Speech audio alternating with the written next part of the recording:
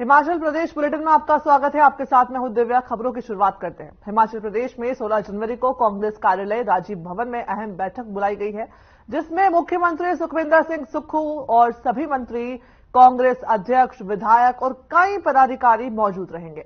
इस बैठक में संगठन और सरकार के बीच तालमेल के साथ ही सरकार की नीतियों को घर घर ले जाने के निर्देश भी दिए जाएंगे। वहीं कांग्रेस अध्यक्ष प्रतिभा सिंह ने कहा कि मुख्यमंत्री के निर्देशों पर 16 जनवरी को कांग्रेस कार्यालय राजीव भवन में बैठक बुलाई गई है।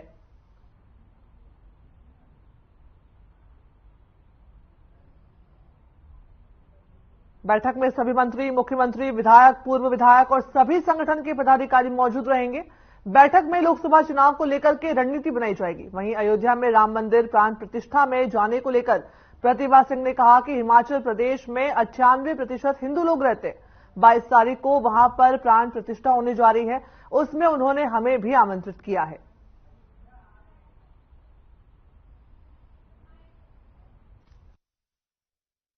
देखिए, सबसे बड़ी बात तो यह है कि हम हिमाचल प्रदेश 98% हम हिंदू लोग यहाँ पर रहते हैं। हमारी सभी की आस्था राम के प्रति है। राम के मंदिर का इतना बड़ा जीर्णोद्धार हो रहा है, उसके लिए हम प्रधानमंत्री के आभारी भी हैं कि उन्होंने इसका बीड़ा उठाया और उन्होंने इस कार्य की शुरुआत करने की भी शंखनाद बजा दिया है। इसके लिए उन्होंने हमें भी आमंत्रित किया है। और आप सभी जानते हैं कि माननीय स्वर्गीय राजा वीरभद्र सिंह जी की बहुत आस्था थी मंदिरों से। उन्होंने हिमाचल प्रदेश के मंदिरों का भी जगह जगह जीर्णोद्धार किया है। माननीय मुख्यमंत्री ठाकुर सुखविंदर सिंह सुक्खू जी से भी इस पे चर्चा हुई और उनके निर्देश भी यही है।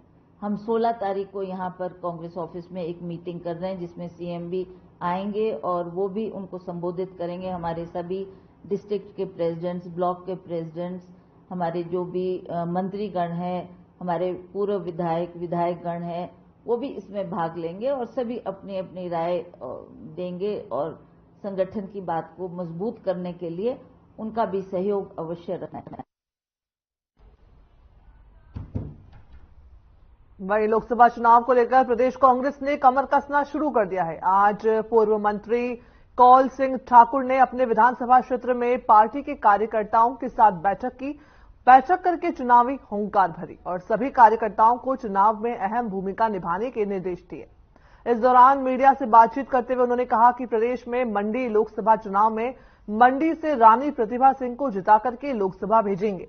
वहीं उन्होंने मोदी पर निशाना साधते हुए कहा कि मोदी लोगों को राम मंदिर के नाम पर गुमराह कर रहे हैं।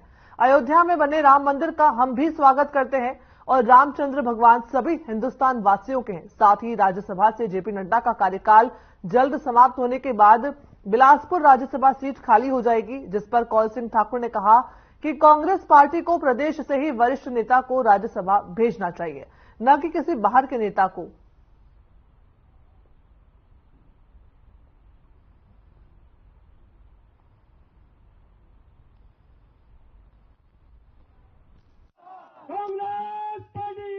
जो हमारे लोकसभा के चुनाव अभी आने वाले हैं, 5 मई में होंगे, अप्रैल में होंगे, मोदी जी की मर्जी है। जब भी चुनाव होंगे उसमें हम सभी कार्यकर्ता मिलकर के कांग्रेस पार्टी के लिए काम करेंगे और कांग्रेस पार्टी का जो उम्मीदवार है यहाँ से शायद प्रतिभा सिंह जी होंगे, उनको जो है निश्चित तौर पे हर हालत में जिता करके लोकसभा में भेजेंगे। अब आप जानते हैं जिस तरीके से मोदी जी ने अब लोगों को गुमराह करने की बड़ी बड़ी गारंटियां देने की बात कर रहे हैं और श्री रामचंद्र भगवान के नाम पर अयोध्या में जो मंदिर बना है वो भी ऐसा कह रहे हैं कि ये सिर्फ भारतीय जनता पार्टी का मंदिर है, रामचंद्र भगवान सबके हैं। और हिमाचल प्रदेश को तो वैसे भी देवभूमि कहते हैं। रामायण और महाभारत में जिन देवी देवताओं का वर्णन आता है उन सभी के मंदिर हिमाचल प्रदेश में मौजूद हैं। और मैं अपने सोलन में प्रदेश सरकार की तरफ से चलाई गई जन कल्याणकारी योजनाओं को जन जन तक पहुंचाने और ग्रामीणों की समस्याओं को सुनने के लिए स्वास्थ्य मंत्री डॉक्टर कर्नल धनीराम शांडिल सेरबनेड़ा और मशीवर पंचायत पहुंचे, जहां उन्होंने लोगों की समस्याओं को सुना और साथ ही अधिकारियों को समस्याओं का निपटारा करने के दिशा निर्देश भी दिए।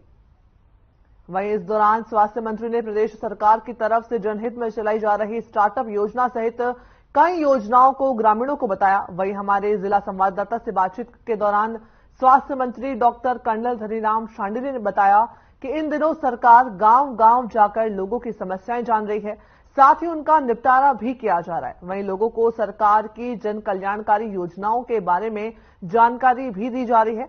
इसी के साथ ही उन्होंने बीजेपी पर आरोप लगाते हुए कहा कि बीजेपी की नीतियां खोखली होती जा रही है। बीजेपी दिखावे में विश्वास करती है और हकीकत उससे कोसों दूर होती है।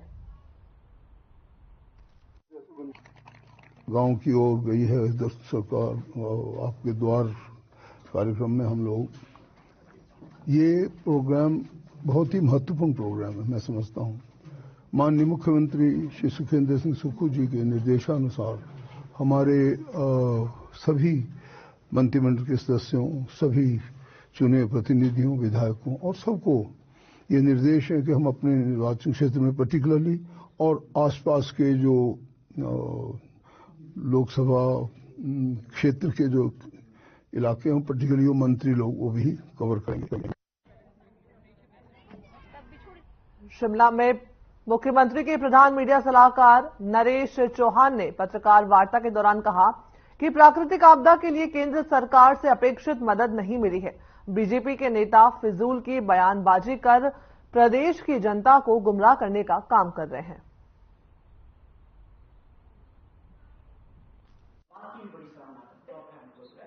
पिछली सरकारें क्यों नहीं कर सकी? उसके बाद अगर वाटर सेस के लिए हमने बोर्ड बनाया, कमीशन बनाया, जो हमारे रिसोर्सेज है, पानी हमारी सबसे बड़ी ताकत है, तो उसमें हमारे अधिकार होने चाहिए, उसको लेके एक बड़ा फैसला किया।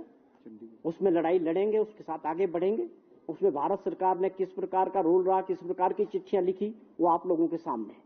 उसमें हमें सहयोग नहीं मिला भारत सरकार का जैसा मिलना चाहिए था, जबकि वो ऑलरेडी उत्तराखंड और जम्मू कश्मीर में वो काम कर रहे थे। तो ये बड़े फैसले ले रहे हैं कि अर्थव्यवस्था को ठीक करना है और उसके बाद गति देनी है विकास को। और भी बहुत सारे जो फजूल खर्चे होंगे उसके ऊपर अंकुश लगा के हमारे मुख्यमंत्री जी ने और सरकार ने प्राथमिकता तय कर दी कि हमको पहले अपने रिसोर्सेज को बढ़ाना है। हम लोगों पे टैक्स लगाने की कोई संभावना हिमाचल प्रदेश में नहीं है। प्रदेश से हैं, बहुत बड़े नेता हैं, सम्मानित है, वो अभी दौरा करके गए।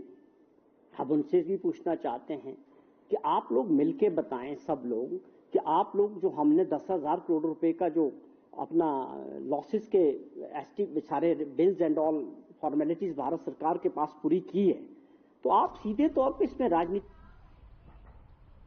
वहीं सोलन में सरकारी अस्पतालों में टेस्ट के लिए अधिकृत कृष्णा लैब में टेस्ट की सुविधा बंद कर दी गई है, जिसकी वजह से मरीजों को खासी परेशानियों का सामना करना पड़ रहा है। बताया जा रहा है कि क्षेत्रीय अस्पताल में 12 बजे तक सरकारी लैब में टेस्ट किए जाते हैं और उनमें भी कई टेस्ट नहीं होते। वहीं कृष्णा लैब में भी लोगों को टेस्ट की सुविधाएं नहीं मिल पा रही है।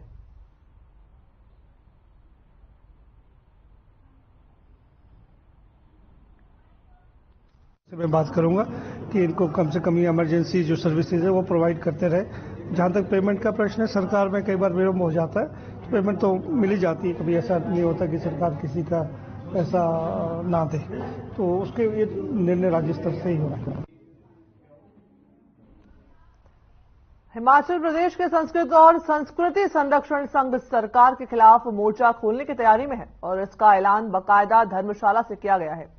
वहीं पत्रकारों से बातचीत करते हुए शास्त्रीय संरक्षण संघ के जिलाध्यक्ष आचार्य संजीव शर्मा ने बताया कि पूरा संरक्षण संघ बीते 2 दशकों से इस प्रदेश की सरकार का बैच वाइज भर्ती के लिए मोहताज हुआ पड़ा है। आज जब प्रदेश की मौजूदा सरकार एक फरमान लेकर आई है तो सीएनवी कैडर की भर्ती को टीजीटी के मार्फत में किया जाएगा। तो मैं संस्कृत एवं संस्कृति संरक्षण संघ का कांगड़ा इकाई का अध्यक्ष हूं। तो मैं यही कहना चाहता हूं, जो आज हमारी यहां पे प्रेस वार्ता हुई, कि आपने सुना होगा कि पीछे शास्त्रीय भर्तियों के प्रति सरकार ने कुछ अनर्गल नियम लगा दिए। तो उसी के उपलक्ष्य में अब आज हम यहाँ पर उपस्थित हुए हैं, क्योंकि शास्त्रीय बैच को बाहर से निकाल करके और बीएड वालों को अंदर ला रही है सरकार, तो इसी सरकार की नीति के खिलाफ हम आज यहाँ पर उपस्थित हुए हैं। तो इन्होंने एकाएक सीएनवी कैडर को टीजीटी कैडर में तब्दील करने की कोशिश की। हालांकि सरकार के पास कोई इंफ्रास्ट्रक्चर नहीं है। हमने जितने लोगों ने शास्त्री की है, हमने किसी ने भी बीएड, हिमाचल गवर्नमेंट जो है या हिमाचल यूनिवर्सिटी है, किसी को बीएड नहीं करवाती है। जब बीएड का इंफ्रास्ट्रक्चर ही नहीं है तो हम लोग कहां से बीएड करके आए?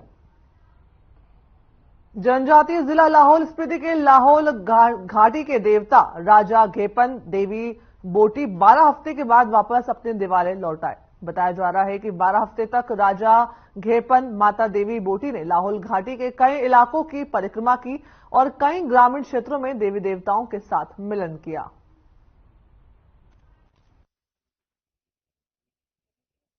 राजा घेपन लाहौल का सबसे बड़ा देवता है, तो इसीलिए वो राजा घेपन बोलते हैं उसको।